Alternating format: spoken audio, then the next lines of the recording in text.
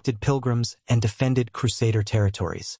Their emphasis on charity and care for the sick reinforced the humanitarian aspects of chivalry. 3. The Teutonic Knights. Operating primarily in Eastern Europe, the Teutonic Knights combined military conquest with missionary work, spreading Christianity to pagan regions.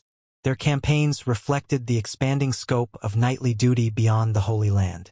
These orders served as role models for secular knights, reinforcing the idea that martial service could be both noble and spiritual. Chapter 5: The Literary and Cultural Legacy of Crusader Chivalry. The Crusades also inspired a rich body of literature that romanticized knighthood and helped codify the ideals of chivalry. 1. The Epic of the Crusader Knight. The Chanson de Roland.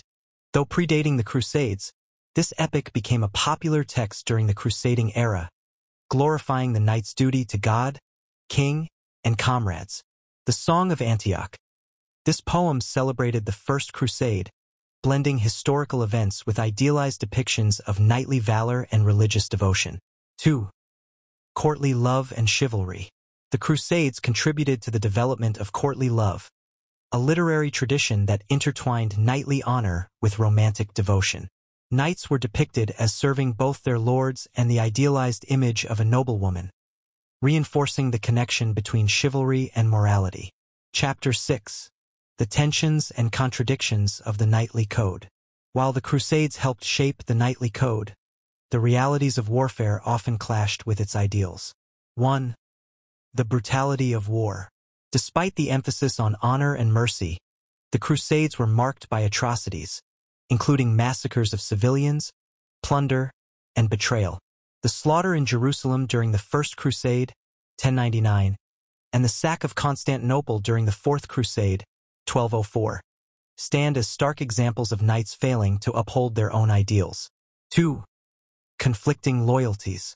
Knights often found themselves torn between their duties to their feudal lords, the church, and their personal ambitions.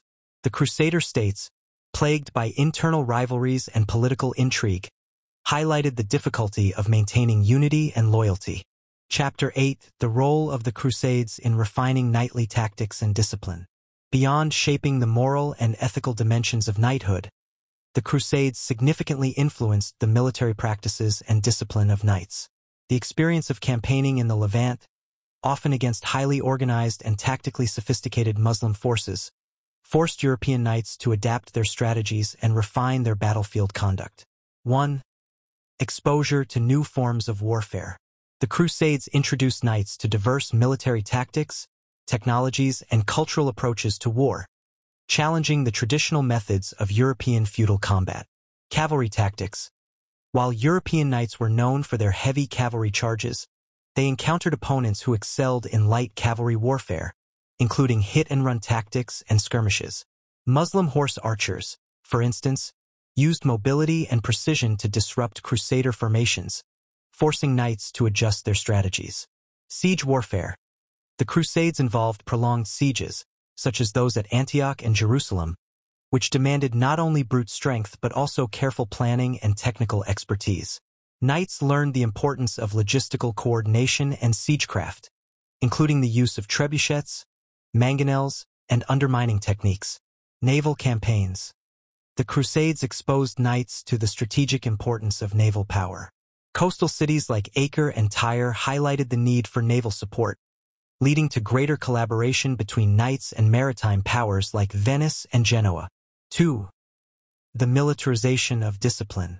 The hardships of the Crusades, long campaigns, unfamiliar terrain, and logistical challenges, necessitated a higher degree of discipline and coordination among knights. Hierarchy and command. Knights, traditionally autonomous within the feudal system, had to submit to centralized command structures during the Crusades. Leaders like Godfrey of Bouillon and Richard the Lionheart emphasized the importance of unity and obedience to achieve common goals. Religious discipline. Participation in the Crusades often required knights to adhere to strict codes of behavior, including attending Mass, fasting, and abstaining from excessive violence or looting.